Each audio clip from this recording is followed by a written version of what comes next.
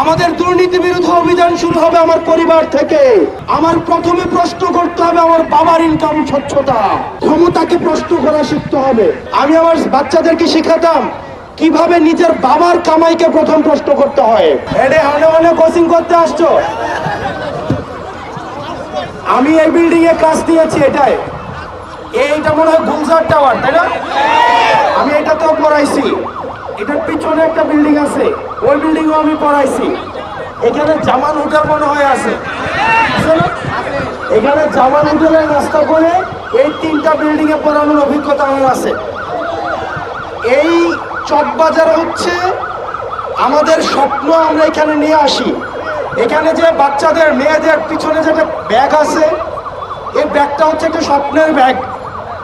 এখানে চট্টগ্রামের বিভিন্ন জায়গা থেকে এই যে প্রতিষ্ঠানে এখানে বাচ্চারা, স্কুল কলেজ পড়ুয়া বাচ্চারা এই স্বপ্নের ব্যাগটা নিয়ে আসে এখানে, এবং কারো কারো এই স্বপ্নটা পূরণ হয়। এই স্বপ্নটা কি? একটা দেশ গড়ার। এই স্বপ্নটা হচ্ছে একটা দুর্নীতিমুক্ত বাংলাদেশ গড়ার। আমি আমার বাচ্চাদেরকে শিখাতাম কিভাবে নিজের বাবার কামাইকে প্রথম প্রশ্ন করতে হয়। ওয়ালটন আবারও মিলিয়নিয়ার অফারে ওয়ালটন ফ্রিজ কিনে আপনিও হয়ে যেতে পারেন মিলিয়নিয়ার।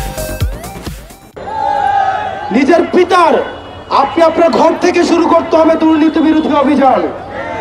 আপনার বাপ সরকারি চাকরি করে 40,000 টাকা বেতন পায়, কিন্তু আপনার ফ্ল্যাট ভাড়া দেয় 25,000 টাকা, আপনাকে আইফোন কিনে দেয় 4 লাখ টাকা।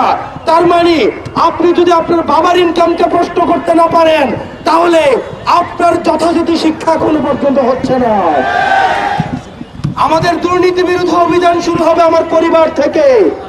আমার দুর্নীতি বিরোধী অভিযান, আমার প্রথমে প্রশ্ন করতে হবে আমার বাবার ইনকাম স্বচ্ছতা।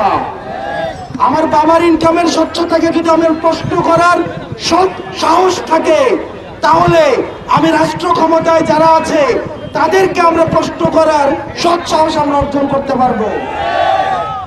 এখানে প্রিয় শিক্ষার্থীরা যারা যারা আছো, তোমরা চট্টগ্রামের বিভিন্ন অঞ্চল থেকে এখানে পড়াশোনা করতে আসো। আমরা তোমাদেরকে শুধুমাত্র একটা কথাই বলবো, স্বপ্নটাকে অনেক বড় করতে হবে, অনেক বড়, এবং ক্ষমতাকে প্রশ্ন করা শিখতে হবে। ক্ষমতাকে যদি প্রশ্ন করতে না পারে শিক্ষা অর্জন করা যায়, দিন শেষে মাস গেলে একটা বেতনভুক্ত কর্মচারী ছাড়া, চোখ বন্ধ করে একটা বেতনভুক্ত কর্মচারী ছাড়া জীবনে আর কিছুই হওয়া সম্ভব না। প্রিয় শিক্ষার্থীরা, তোমরা চেষ্টা করবো